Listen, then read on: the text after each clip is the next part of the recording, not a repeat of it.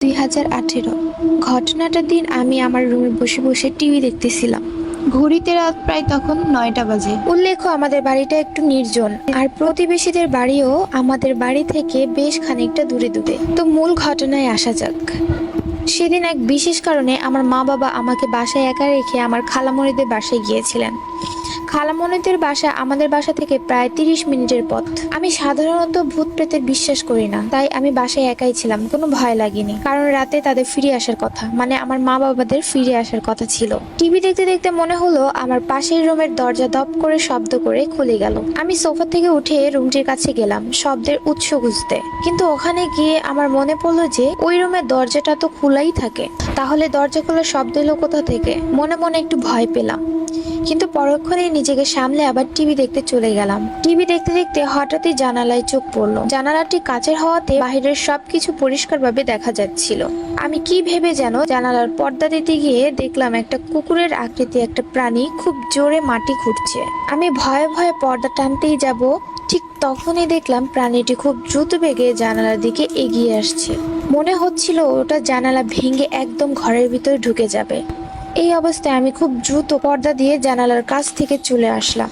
ঘরের মেইন দরজার কাছে গিয়ে দরজাটা খুব ভালোভাবে আটকিয়ে দিলাম। এরপর প্রতিটি রুমের দরজা লক করে আমার রুমে চলে গেলাম।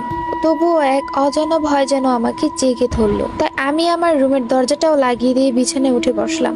হঠাৎই মনে হলো আম্মুকে একটা কল দিয়ে জেনে নিই যে তাদের আসতে কতক্ষণ লাগবে।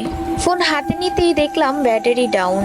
ফোনের চার্জার খুঁজে ফোন চার্জে বসাতেই দেখি ভোল্টেজ আপ ডাউন করছে। ভয়ে ভয়ে চার্জারটা খুলে পাশে রেখে দিলাম। ঠিক তখনই দেখলাম ফোনটা হঠাৎ ভাইব্রেট করছে। এটা দেখে আর নিজেকে সামলাতে পারলাম না।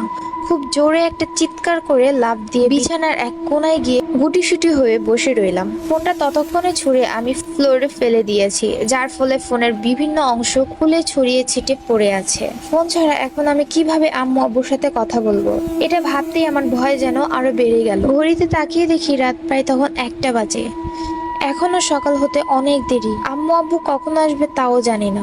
এতটা সময় আমি একা কিভাবে থাকবো? এইসব ভাবতে ভাবতে পাশের রুম থেকে শুনতে পাই নীলি কণ্ঠে কেউ গুনগুন করে খুব অদ্ভুত ভাবে একটি গান গাইছে। কণ্ঠটি শুনে মনে হলো এটি কোনো যুবতী মেয়ে গাইছে, তবে খুব ভারী গলায়। ধীরে ধীরে গানের তীব্র যেন বেড়েই চলছে।